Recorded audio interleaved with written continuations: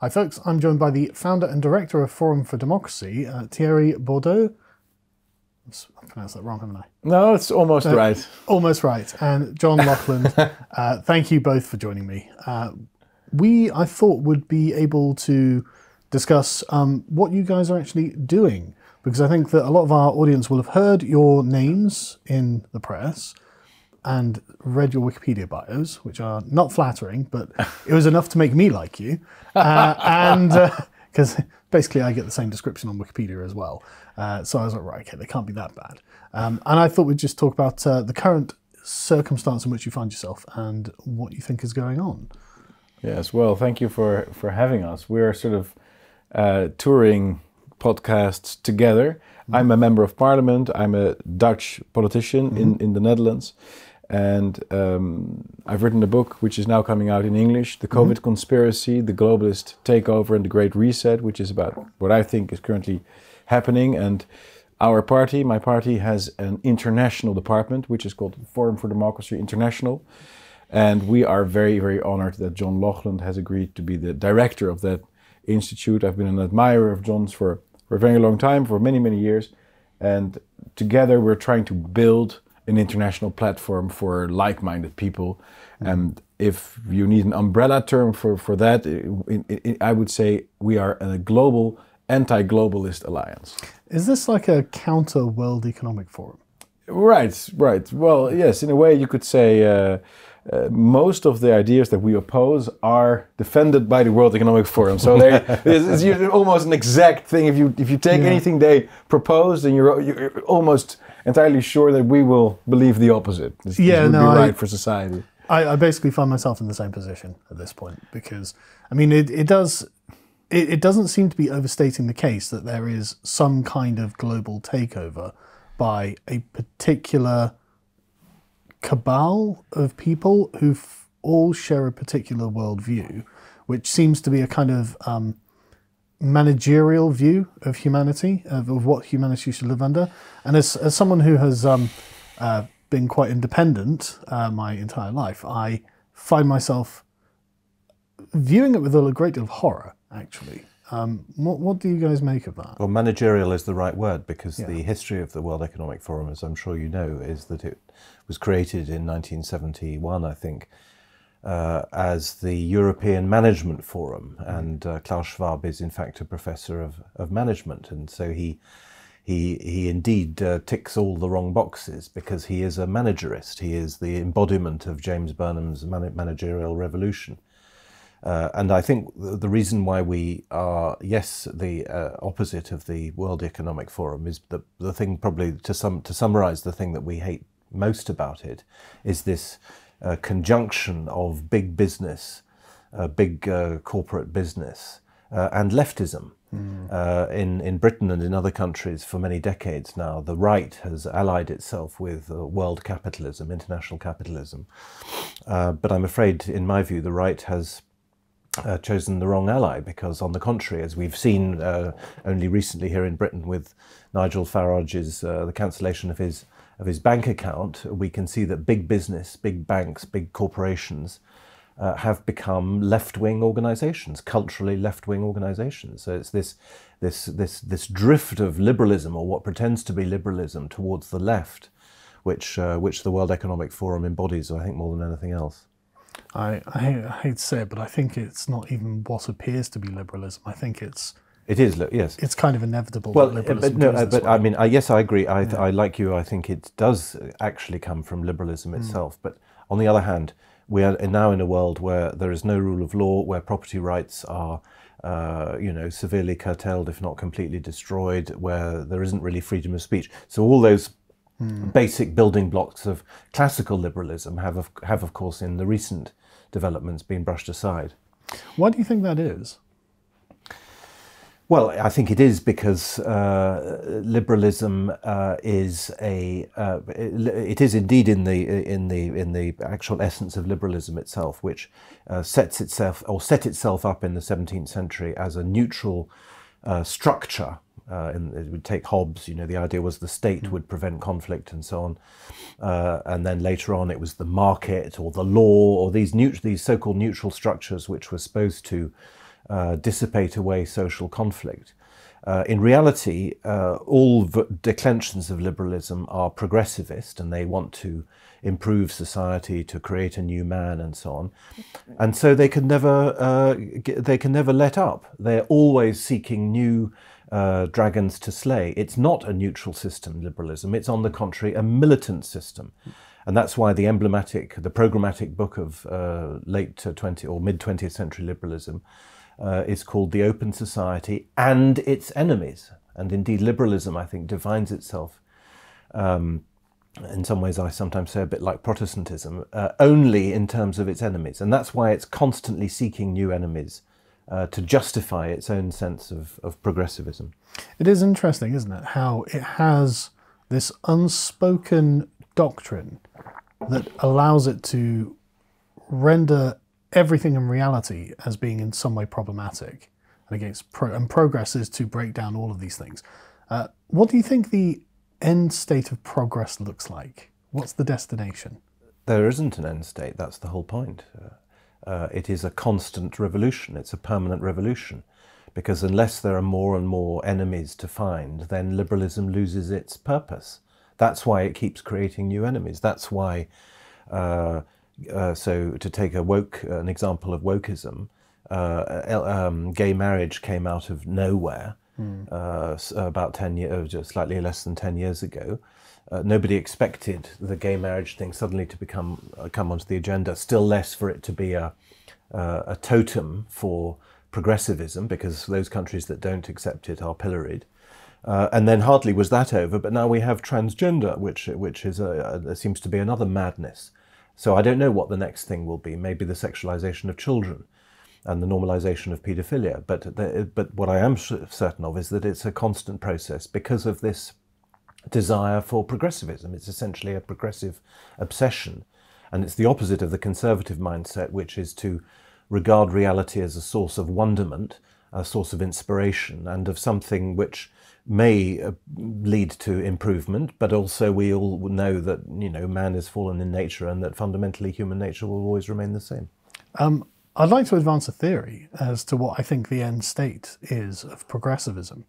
I think that the problem with liberalism is essentially the fetishization of reason and the raising of this to levels of essentially a divine quality, yes, which renders the human body the issue itself, because of course a man's will and reason are trapped within his own skull, which is attached to the rest of his corporeal form, and this leads them to find everything about material reality to actually be the problem. Absolutely. And therefore everything becomes subject to the whims of a person's just desires, yes, and will. Yes. And this means that essentially what they're trying to do is liberate themselves from their own bodies. Absolutely. Well, that's the Gnostic reality itself. That's the Gnosticism that Vogelin talked about, which we see in the transgender movement, but what we see also in all the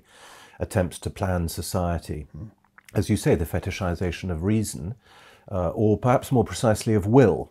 Well, I should have. Because reason, after all, it's a tool to look at the world and to understand it, and so on. Yeah, but no, I think you're absolutely right. But this, I'm glad you said it's a kind of Gnostic philosophy, because there are huge amounts of metaphysics attached to the idea that actually the will isn't the product of the body, which is ironic considering these people are all materialists. They don't have any theological views whatsoever, and yet it's all buried underneath the layer of materialism, and they can never really be honest about their own beliefs, can they? Yeah, I mean, there are many contradictions. One of the things that strikes me most about the transgender movement, which you might think had come out of the 1960s and free love and so on, is that actually the transgender movement is not about sex. Because if you have a sex change operation, you can't have sex, as a matter of fact. So it's a very peculiar development. In fact, it's a dialectical opposite of the place where it started. But I think that's part, I think this dialectical thing where one thing and its opposite can, as it were, both be true, is part of this cyclical and very destructive process of progressivism. The issue I think that modern conservatives have is that A, I don't think they have this kind of level of understanding of what's happening, but B, they're also kind of married to liberalism because in prior eras it seemed like a good idea and it didn't have this Gnostic seed of destruction as far as they could tell, and so it seemed perfectly reasonable to say, well, we want constitutional rights, we'd like free speech, we'd like all of these things, and now they're committed to a path that seems to lead to inevitable destruction of everything, not just our own societies, but in the sanctity of the human body. What foundations should conservatives be taking instead of the liberal foundations that they're on at the moment? Where should they begin from, really, do you think? Well, I think you said it quite well, that the biological reality of life is essential. And that also pertains, obviously, to the great taboos regarding the immigration discussion. We are not allowed to talk about ethnicity. We're not allowed to talk about biology. This is the central taboo. And conservatives have accepted not merely the mindset of the liberal, the vocabulary, but also the taboos of the liberals. And it's my view that taboos are protectors, guarantors of an order, political order. And so as long as conservatives continue to be scared of these taboos and of being named all the swear words that surround the taboos, racist, fascist, anti-Semite, homo-hater, COVID denier, climate denier, all these things, as long as they go to great lengths to avoid being labeled such, they will never come back to their actual beliefs and feel confident about them. And in fact, that seems to be exactly the purpose of all of these smears. Sure, they intend to incite fear into people, and the consequence is that they will sort of accept something. And there was just one more thing that I wanted to add. You mentioned the philosophical origins of liberalism, 17th century, all these things. I understand that, and I agree partly, but I also think that the liberal movement used classical freedom rights, like freedom of speech, to destroy an order. It was this comes from the French Revolution, where they essentially wanted to do away with, let's say, the church as an institution, and also aristocracy and a few other institutions, national states, national identities came later. And so they start using these rights as offensive weapons, and conservatives, being perhaps naive in this, they're like, okay, that's very good to have free debate, to have diversity. They are not interested in free debate. They are not interested in diversity. They are interested in using the pretext of diversity to destroy something. For example, to destroy sexual relations between man and woman and families and so on. That's why they promote this transgenderism, not because they're genuinely open-minded, but because they genuinely want diversity. They are insincere. And conservatives, I think, have been counting too much on the sincerity of their opponents. The left never plays by their own rules. They always change the rules halfway through. And so conservatives resemble, I think very much, the Achilles in the famous metaphor of Achilles and the toad, or the turtle in English. So Achilles thinks that he is in a certain play field, but once he arrives at the point where he intends to catch the turtle has already sort of dribbled away, and Achilles just can't get his mind around to what is happening, that he's always losing. But this is the story of conservatives for the past 200 years. They thought they had adapted to the new rules of the game, but once they had come to the battlefield, like with their gear and everything, all right, let's have this battle, it had already shifted. I completely agree. Too late. Weirdly, it's very much like upgrading Windows. Yeah. I've never accepted a Windows upgrade, and yet I'm on Windows 10 now. I started on Windows 3.5, and somehow I've already arrived at Windows 10, but I never agreed to any of this. And this is what the modern conservative feels like. It's like, well, I didn't agree to any of this, but now we're transitioning children. And this is a real issue. And one thing I think you were sort of hinting at it is the lack of normative component within liberalism prevents them from actually having something that gives them a boundary or place of guidance. And so we're constantly relying on some kind of presupposed normative instruction that's never articulated. And for some reason, conservatives have left this totally untouched. You know, what are you for, not what are you against, as you were saying. It's insanely frustrating, isn't it? Well, again, I think that's because liberals are not interested in truth.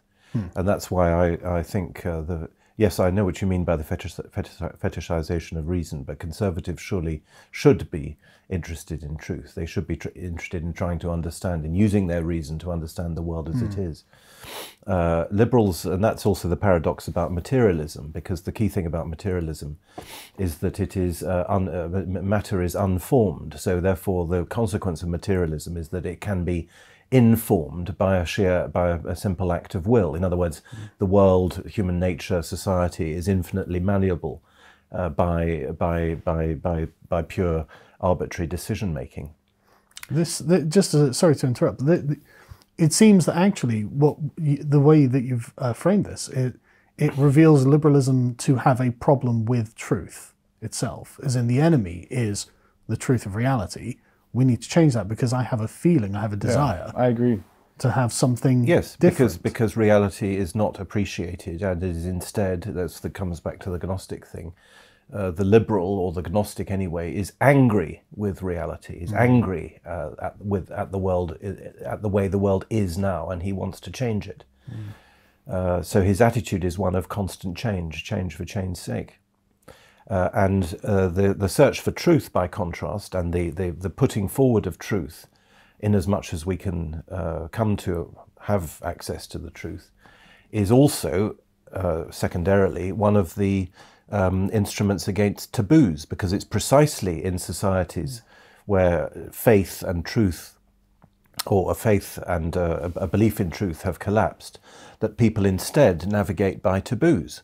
And in today's societies, that is the problem. Most people today navigate almost like animals. They sort of in the night or whatever. They can sense where a taboo is, and they shift according to it, rather than trying to understand what may or may not be true and going for that truth.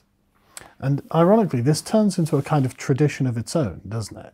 Because without an actual... Because one of the things, of course, the liberals are deeply against is the concept of tradition, because in the sort of Burkean way that prejudice is built up as a habitual knowledge that's unspoken about what isn't right and wrong, the liberal order now is actually building up their own set of unspoken but well-known taboos, and so they're becoming the thing that they sought to overthrow anyway. Yes, but tradition is indeed only an instrument in the Burkean logic. It's not, just because something is traditional is not itself. It is, on the contrary, it is a reservoir of truth. That's Burke's view, rather like Hayek with the market. Sorry, I should have framed it as a kind of anti-tradition, shouldn't I, or a sort of negative image of tradition, something like that. But so, on the subject of tradition, then. How do you think we can best make the argument for these traditions in the modern era? Because, I mean, well-educated gentlemen such as yourself, of course, understand and appreciate the importance of them. But there are many young people today who I feel have been deliberately disconnected from the traditions of their countries.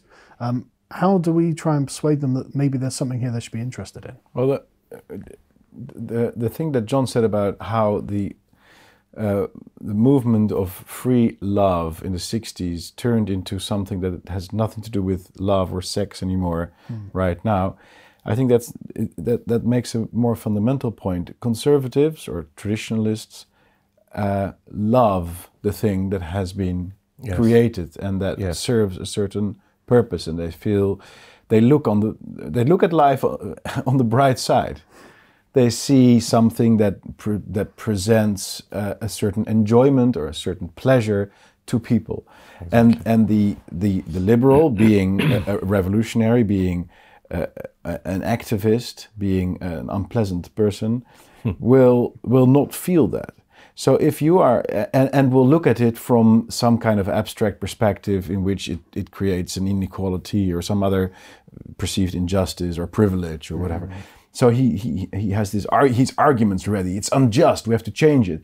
But the thing that the traditionalist has to present in opposite is how much it actually gives this perceived inequality, privilege, whatever. And that is something that can be, I think, that can be passed on to the new generation. I've just become a father. Congratulations. I have a son. His name is Lancelot.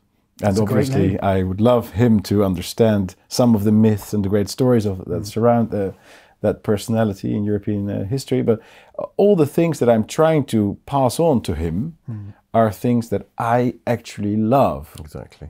Culinary traditions, musical traditions, a certain understanding of the interior design of the home with paintings, with those kind of things, and that is something that and beauty that is a friend that we will always have on our side. Liberals cannot create beautiful things. No, it's impossible. True. It's completely true. Inimical to their very existence. There was even this is a very interesting point that there was a huge study, an empirical study, based on the faces of thousands and thousands of people and their political view. I'm sure you've seen it. It was on the internet. I haven't seen it, but I can guess where this is going. So the more, this is actually factual. This is, I'm not saying science. It's science. I'm quoting science. And since we are here in the absolutization of science, whenever it's scientifically proven, I mean, there's consensus. There's scientific consensus. Yeah. 97% of all scientists agree that the more beautiful someone is perceived like sociological, the more classically beautiful facial characteristics and so on, the more likely they are to be right-wing. It's demonstrated in every person's experience. Right. So if you see a beautiful girl with high energy, she's likely to hold conservative views, to be more conservative in her understanding of the world, and that. But of course, traditionalists, conservatives, people generally speaking on our side of the spectrum, have been extremely shy to point out all these things, and they've let themselves be reduced to a sort of dhimmi status where they're afraid of themselves to speak out and to be openly to. They always have been fighting with their right hand tied to their back, because otherwise you're this, you're that. Oh no. I mean, I'm sure people would perceive it as extremely sexist, what I've just said. The more beautiful women are, the more likely they are to be right-wing. Whereas this is now not something that I'm saying. This is not me. I'm just quoting a huge study that was undertaken. But even then, isn't like I'm at the point where I'm a little bit unrepentant anymore of being called sexist, of being of saying something true. Yeah. Being critiqued by a progressive. No, but I'm not saying it because I'm afraid of being that. I'm just I'm explaining the way the debate works. Yeah, I know. Yeah. But this is something that's very much frustrated me, because essentially what the conservative wants is the antithesis of what the liberal wants in every case, and it's that way because the liberal is trying to destroy the conservatives. The institutions the conservative wants, and so it frustrates me that the conservatives never make an argument for something like exclusivity, for example. Exclusivity is actually the easiest thing in the world to defend, because something that is ultimately inclusive has to be available to everyone and therefore has zero value because everyone has access to it. Yeah, but this is another thing that everyone is conservative regarding the things that they love. Yes. So this is another point with regards to exclusivity. The people arguing for the most economic egalitarianism or whatever, the inclusivity, or show me your bank account. Yes. So this is another thing that I think conservatives have not done enough, which is pointing to the hypocrisy of the left. And we've seen this with the climate conferences. All these people flying in with their private jets to tell us that we're not allowed to eat meat anymore. Come on, and this is across the board. You'll see that everywhere. Show me a liberal, and I'll show you a hypocrite. I agree with you, but the problem is you made the point earlier that the liberal will just change the boundaries. Yes, and so they're immune to charges of hypocrisy. They don't care. They are, but the general public, absolutely, and also our own ranks, because this is the third thing that I've witnessed during my, life in politics and all these debates and things I've done. There are so few people that are willing to stand up to right-wing defenders of their ideas, whereas the left is always clotting together. I was the only elected politician in Europe to defend Andrew Tate's ridiculous arrest, and the entire situation surrounding him and his brother in Romania is absurd, from a legal perspective, from a due process perspective, from a political perspective. I have not seen massive support for Nigel Farage when he was debanked recently. Why aren't we standing up for each other? Well, there actually was quite a lot of defence for Farage in Britain, actually, which was very unusual. So I take that back. But it's an unusual thing, yeah. I don't blame you for not seeing it, because it wasn't exactly widely publicised in the media, but many Conservative politicians actually did come out in his defence. Of course, the media didn't want to make that known, because, of course, that makes the right look like it might have some sort of unity, legitimacy, as in, hang on, they have a moral point here that we actually can't really argue, because if we're for ultimate inclusivity, taking someone's bank account away from them sounds a lot like they're violating their human rights, right? And so, of course, this is something they kind of shied away on. But I agree with you. We should be a lot more vocal, and this is why it frustrates me that Conservatives are actually quite tepid in their arguments. Like exclusivity, like I was saying, is a really easy thing to defend. Actually, no, the people who don't deserve and haven't earned the thing that I have or I'm protecting don't deserve to have any access to it at all. And you agree with that in every case because you exclude racism. You exclude the people you consider to be racist. So you already agree with me that you want to create a particular space that actually has a certain constituency that has access to it. So now we're speaking in the same language and you already are on my side. So don't give me, but I mean, then I'd have to call them a hypocrite. And I've just argued that they don't care about that, haven't I? So maybe that doesn't matter. But there are other things that the right needs to be a lot more aggressive on, really, aren't they? And positive. I mean, you've just denounced the word exclusive in its negative use. So you're excluding racism and so on.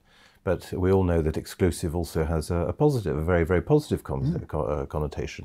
Exclusive offer, exclusive hotel or whatever. It's incredibly positive. Same with the word discrimination. He's a very discriminating man. It doesn't mean he's a prejudiced man. It means that, on the contrary, he has a lot of taste and knows how to judge the good from the bad. He has discernment. Exactly. Yeah. So aggressive, yes, no doubt.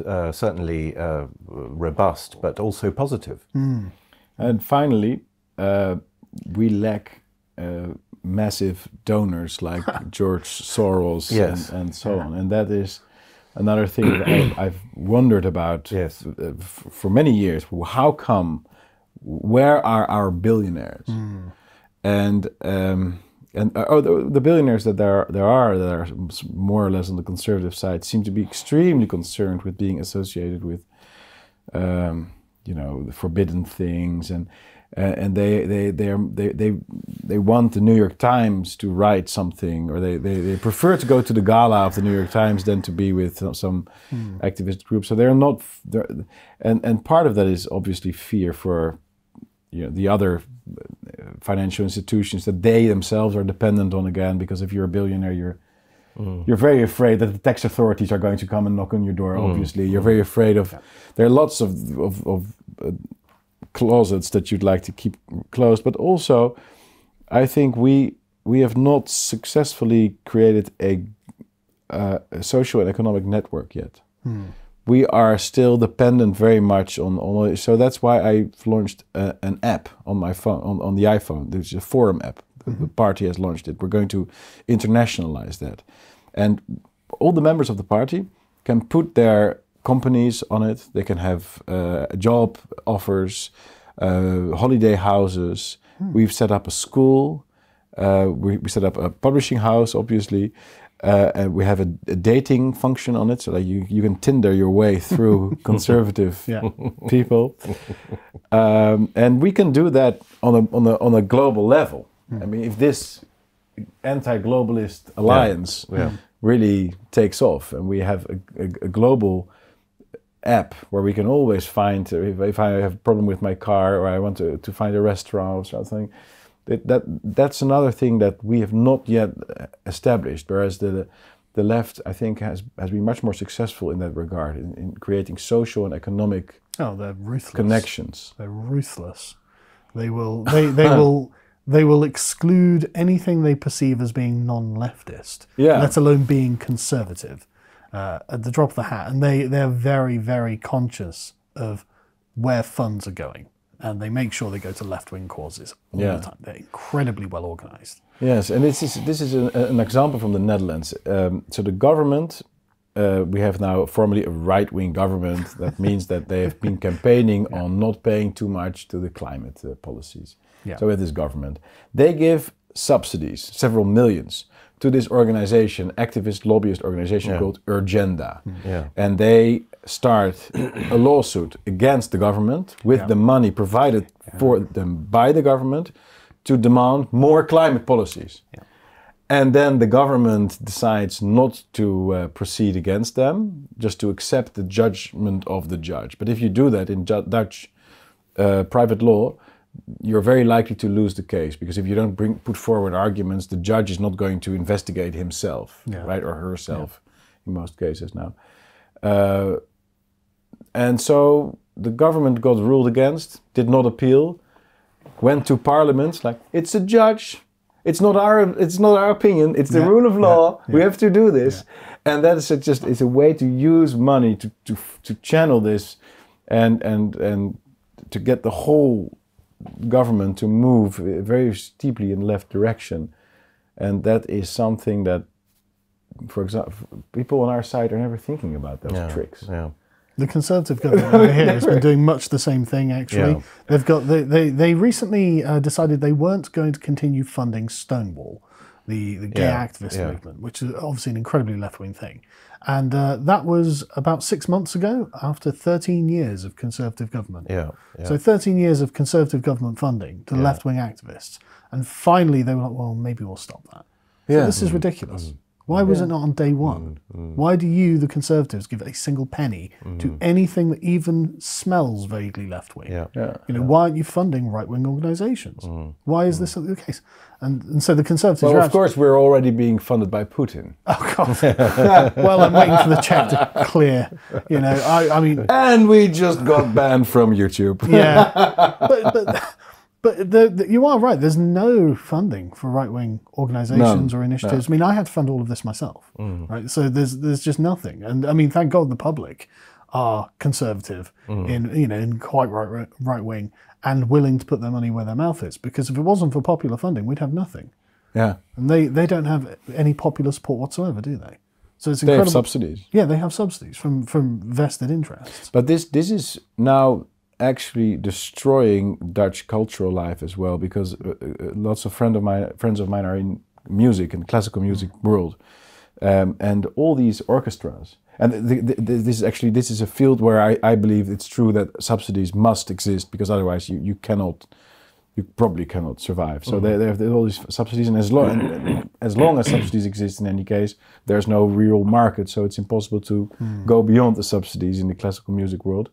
But they have all these demands that your orchestra consists of a certain ethnic minimal population, that you play diverse music. And I know there's lots of other musical traditions, but we have Mozart, Brahms. Come on, this is you're not going to have a classical orchestra do some African music and then Brazilian music and then a Mozart symphony. That's ridiculous. So, but these are all the demands. So it completely destroys musical life, and it also scares away the public from these concerts.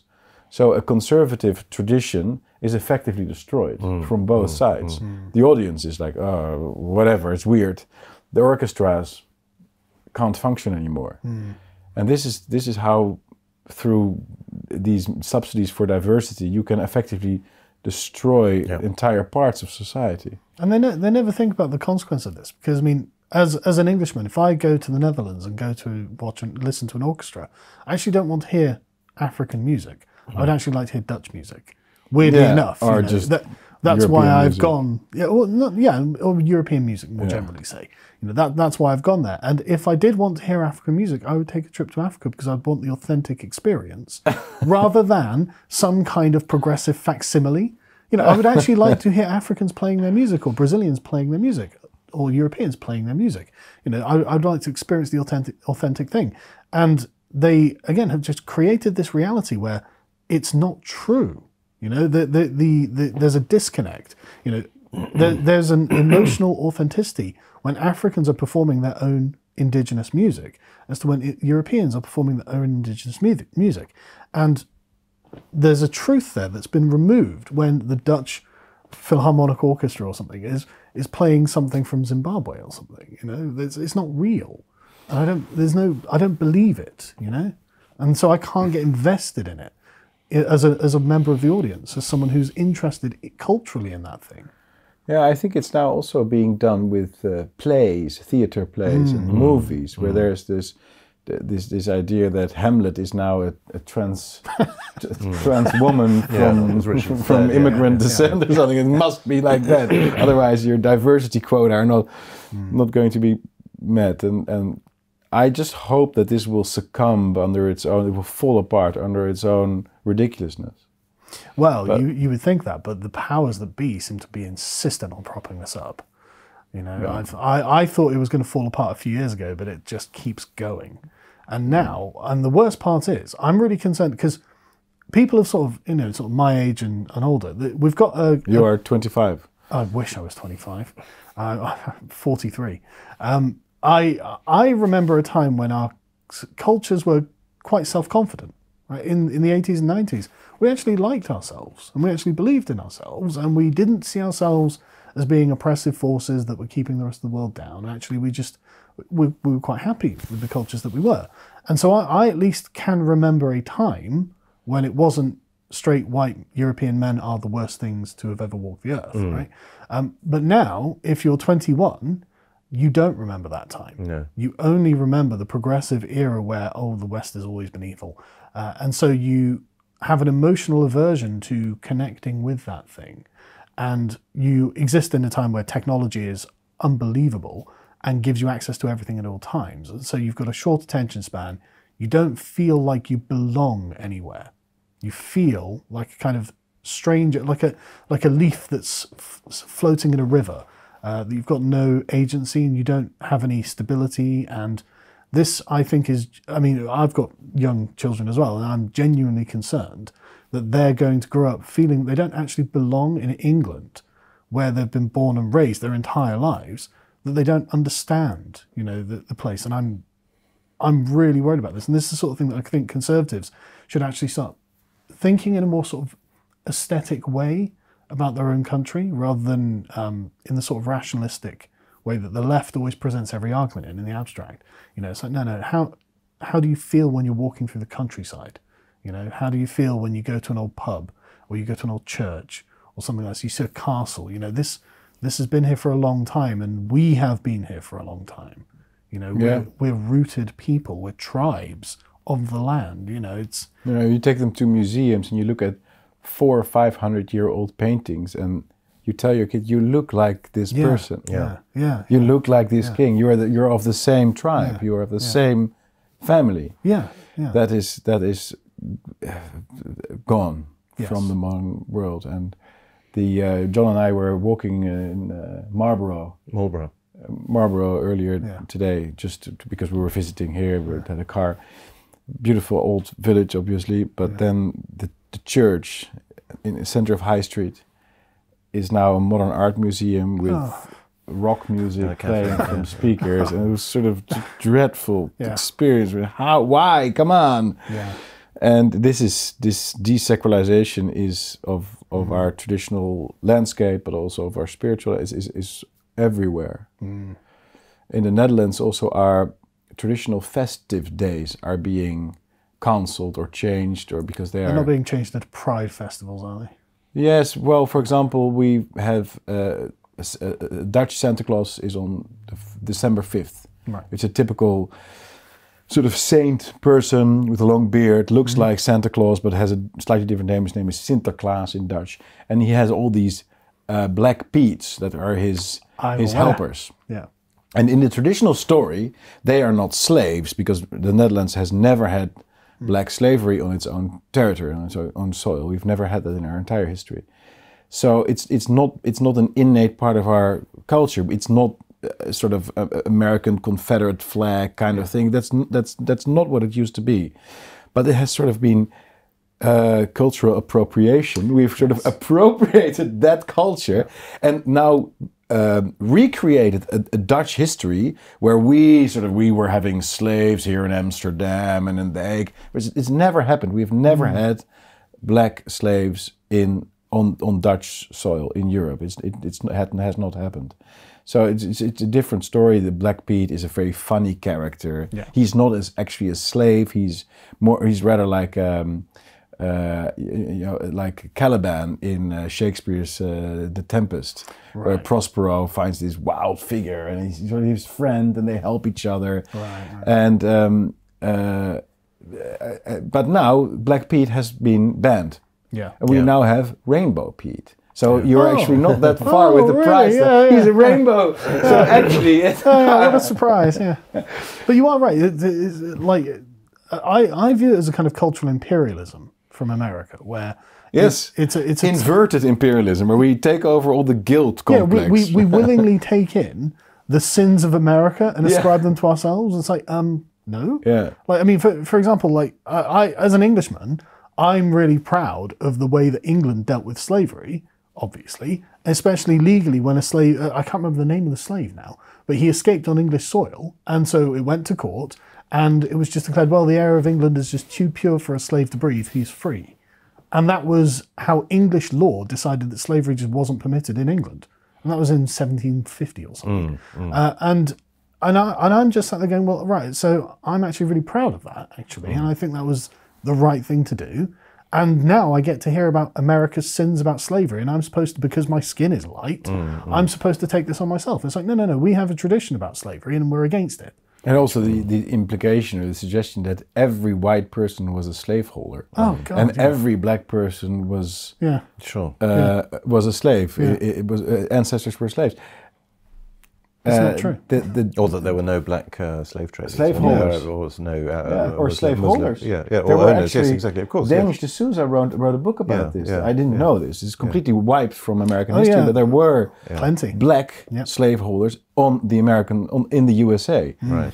But it's recreated into this sort of every white person is guilty, every black person is a victim, and it uproots society completely. It puts us against each other. During the COVID period, I also discovered that there are so many values that we share with the Muslim communities, Muslims, and that there are obviously fundamental issues about immigration. There are issues with regards to social participation, and there's a cultural discussion there to what extent we want our nations to become more ethnically and culturally diverse and so on and so forth. But when it comes to values, traditional values, there's a common ground that's very strong.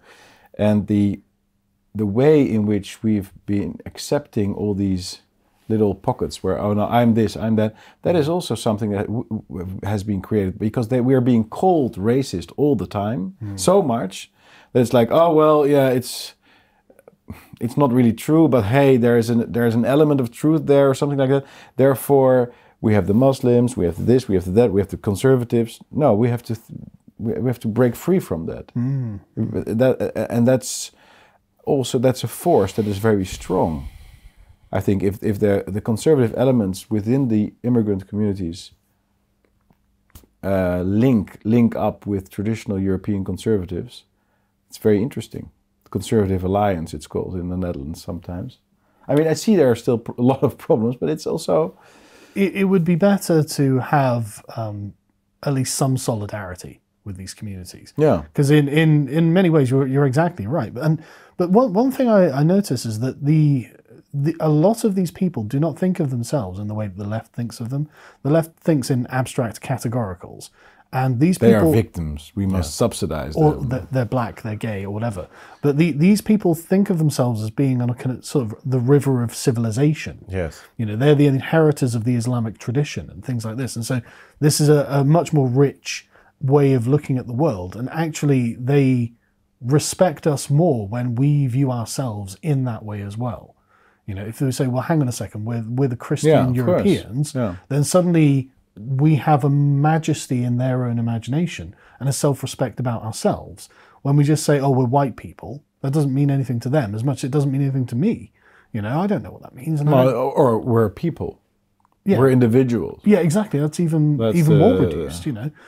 But if we frame ourselves as being a part of a great civilization, then they actually have some respect for that, because it comes with obligations, it comes with entitlements, it comes with expectations. I mean, one of the reasons, but also something that we have a right to uphold, and something to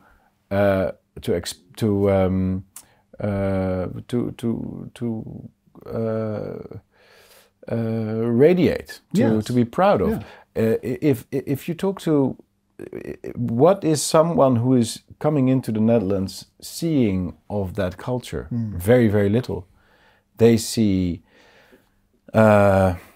people being drunk in the street on Friday and Saturday nights. They see promiscuous sexuality. They see horrible architecture. They see just a very annoying sort of approach to immigrants, where there's like sort of us and them thinking, this polarized society. I wouldn't feel in awe for the greatness of Western Civ. Yeah. If I were coming here from, you know, the Sahara, Sub-Sahara Africa, like, you have no idea what you're. But if the first thing you see is you visit a cathedral, you hear classical music, you get this society of pride people that are standing up for their families. That's a completely different experience. But not just that, just view themselves as the bearers of a culture, the bearers of a civilization. And this is one thing I've noticed about the immigrants, is that they actually do view themselves very much as bearers of their own civilizations. Like the Indians become very Indian over here. The Muslims become very Muslim. They, you know, they're very attentive to this. And one thing that I noticed when I was reading and studying the grooming gangs in the north of England was that one of the ways that the Muslims would demean the girls is by essentially treating them like bad Christians. They would expect these girls to, they would say, you know, they're slags, they're unworthy, and they would expect them to be good Christians, and they're not. You know, modern English people basically aren't. And so that, when you think about it, they've come expecting crusaders, basically. They've come expecting, you know, a mighty civilization of good, decent, virtuous people, and what they've found is actually profoundly disappointing, degraded, and not worthy of their respect. And so they have shown no respect. You know, and I think, you know, don't get me wrong, it's obviously the fault of the people who have committed the crimes that's happened, but it's also the fact that we have kind of been, in a way, letting ourselves down.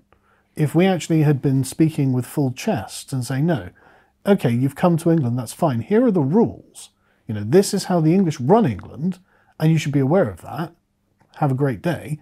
They would be a lot more respectful, a lot more understanding of where their place in the society is. Definitely. You know? And it's just very disappointing to me as a person who finds himself adopting a mindset from previous centuries that actually this came to me so late in life. Right? I should have had this growing up, but instead I grew up in the 80s and 90s where, oh, we're at the end of history now. You know, you're an individual. Don't worry about it. Go and play video games. Go and smoke weed. Go and get drunk. It's like, hang on a second. And so now you're only eating red meat. Pretty much, actually. Yeah. I'm on the keto diet, so I am actually pretty much only eating red meat. But we were told not to take our civilization seriously, and so no one else has taken our civilization seriously, I think. Yeah. And that's really a problem, isn't it? Yes, my friend. I hate to do this, but I think we're going to have to end this now? So this went over a lot longer than I expected. Why don't we do this again in a couple of weeks? I would love to, because I've really enjoyed this conversation. I didn't realise it was going to get so deep so quickly. But I think it's great. So these are the sort of conversations I think Conservatives actually need to have. And you don't see anything like this on the television, which is a real shame. But thank you so much for joining me, gentlemen. I've really, really appreciated the conversation. Thanks. Thanks, folks. We'll see you next time.